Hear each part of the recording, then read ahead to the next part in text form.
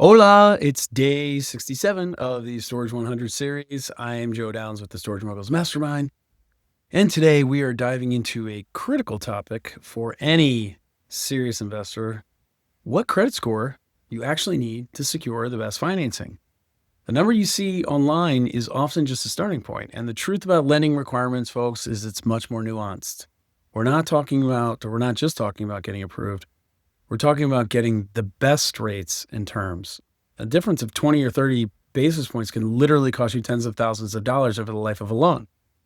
Lenders don't just check a box, they assess risk, and your credit score is the primary risk factor. We need to move past the idea of a good score and focus on scores that makes you a preferred borrower. This session will clarify the minimums and then show you what truly separates a successful application from a mediocre one. So let's start by defining the absolute minimum score you should be aiming for in commercial real estate. For most conventional commercial loans, you should consider 700 as your target minimum. Though 680 is often the floor, and it depends on the credit environment we're in, and sometimes the regulatory environment, sometimes the political process.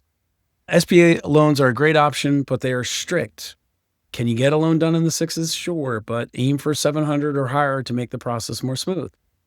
If your score is below 660, you're firmly in the high risk category, and you will face significant hurdles and higher interest rates. The 680 mark is kind of the critical threshold. It moves you from high risk to acceptable for many portfolio lenders. Portfolio lenders are often more flexible, but they still need to see that baseline level of financial responsibility. And remember, minimum approval is not the goal. The goal is the best possible terms. So now that we know the minimum, let's break down what actually goes into the score and what lenders prioritize. So understanding the FICO factors is essential because it tells you exactly where to focus your credit repair efforts. So payment history is the most critical factor at 35% of your FICO score. Never be late, as this is the clearest indicator of future risk. Credit utilization is almost as important at 30%. You want to keep your balances low, ideally below 10% of your available credit. These two factors alone account for 65% of your score, so they deserve the majority of your attention. The length of your credit history and new credit inquiries make up the balance at 35%. So don't open a bunch of new credit lines, for instance, right before applying for a major loan. It signals to the lender that you're in a potentially unstable situation. While these factors build your score, certain events can instantly derail your application, which we'll look at next. Because certain red flags can instantly kill a deal regardless of your score. So lenders are extremely risk averse, and recent major financial distress is a non-starter for most conventional financing. A recent bankruptcy or foreclosure is a major red flag. You need significant time and a clean history to overcome that. Multiple late payments, especially within the last 12 months, signals current financial instability and poor credit management.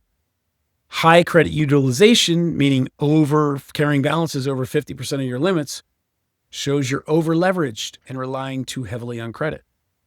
Any outstanding collections or judgments indicates unresolved debts and a failure to meet prior obligations. These issues force lenders to categorize you as high risk, which means they will decline the application or offer punitive terms, which is them pricing in the risk. Avoiding these deal killers is the first step, though. The next is understanding the difference between a good score and a truly great one. A score in the 680 to 719 range is considered good. You'll get approved. You might have to jump through some more hoops, but more importantly, you're going to pay a higher interest rate. This good range means you're acceptable risk, but the lender will hedge their bets with less favorable terms. Again, they're pricing in the risk. A great score starts at 720 and goes up. This is where you become more of a preferred borrower. At 720 and above, you're going to unlock the best rates, the most flexible terms, and maybe even a faster approval process. The difference in interest rates between 700 and a 740 score can save you thousands of dollars annually on a commercial loan, on a large commercial loan. Always aim for the great category. It could be the difference between making a deal work and having it be really profitable. Knowing this, let's take a look at the specific actionable steps you can take right now to move your score into that preferred range quickly. because improving your credit score is a short-term sprint with long-term benefits for your financing options. The fastest way to boost your score is to reduce your credit utilization to under 30%. Pay things off. Pay them down. This shows lenders you are not maxed out and can manage your debt responsibly. The longer period of time you do that, the better.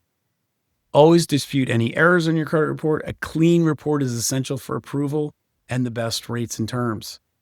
Commit to 90 days of on-time payments. You should really commit to your whole life of on-time payments to demonstrate reliability. Avoid opening any new credit lines or applying for new credit cards during that time. This is the time leading up to a big loan application for a commercial real estate loan. Every hard inquiry temporarily lowers your score, which is counterproductive to your goal.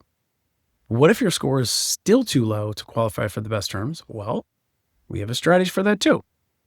If your personal credit score is a hurdle, you don't have to go it alone. Strategic partnering can offset low credit. Lenders often are willing to average the scores of co-borrowers, which can significantly improve your application strength. Bringing in a partner with a strong credit history as a guarantor can satisfy the lender's requirements. This is a common strategy in commercial real estate. When one partner brings a deal, the other brings the financial strength. You can also trade equity in the deal for the partner's credit strength, formalizing that arrangement. Remember, the lender's primary concern is repayment, and a higher average score reduces their perceived risk. This approach helps you secure better terms now while you continue to build your own financial profile. All right, now let's look at the two types of credit you need to manage, personal and business, because understanding the difference between business and personal credit is crucial for long-term financial independence. For your first few commercial deals, your personal credit is what matters most. The lender's looking at you, the individual. This is why you need to spend so much time and energy on improving your personal score first if it isn't where it should be.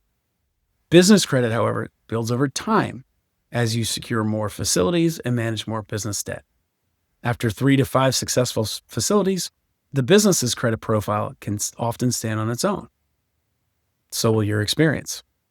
The best strategy is to build both simultaneously, using your personal strength to launch the business credit.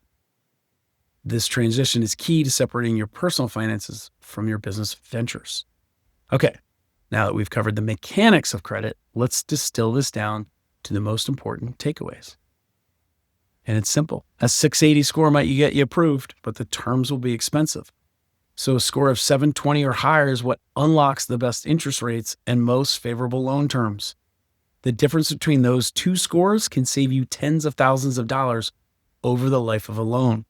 Your credit score is your financial resume. It dictates the cost of capital.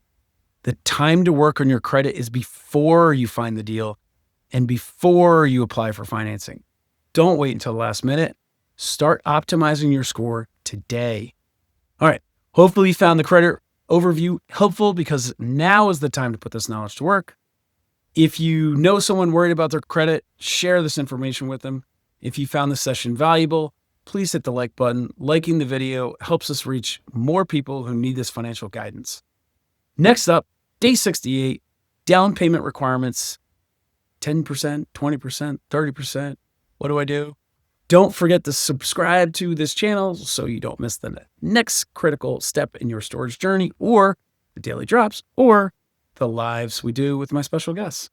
And of course, share this video with your network to help others in it avoid costly financing mistakes. They will, of course, thank you later for providing them with this essential knowledge.